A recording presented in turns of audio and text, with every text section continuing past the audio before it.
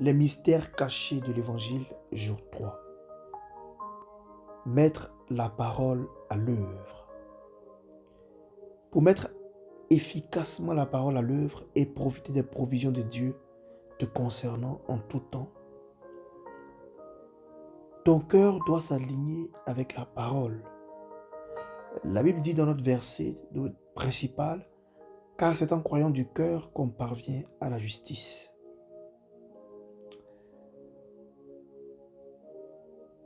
Vous devez déclarer la parole, le rhéma en grec, qui signifie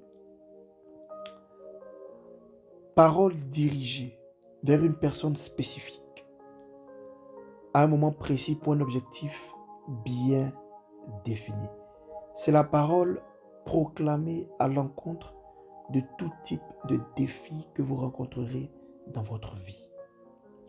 C'est la raison pour laquelle nous pouvons voir dans Matthieu au chapitre 4 la réponse de Jésus à Satan lorsqu'il l'a tenté en lui disant de transformer la pierre en pain.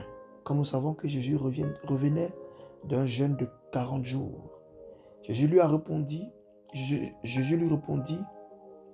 l'homme ne vivra pas que de pain, mais de toute parole qui vient de Dieu. C'est ça le rhéma. Lorsque vous faites face à un défi de tout type, vous devez déclarer la parole dans ce moment précis et vous serez sauvé de la situation à laquelle vous vous êtes opposé. Si vos paroles ou déclarations ne sont pas conformes ou ne sont pas en accord avec ce que Dieu a dit, vous obtiendrez le mauvais résultat. C'est pourquoi la Bible dit, car c'est en croyant du cœur qu'on parvient à la justice et c'est en confessant de la bouche qu'on parvient au salut.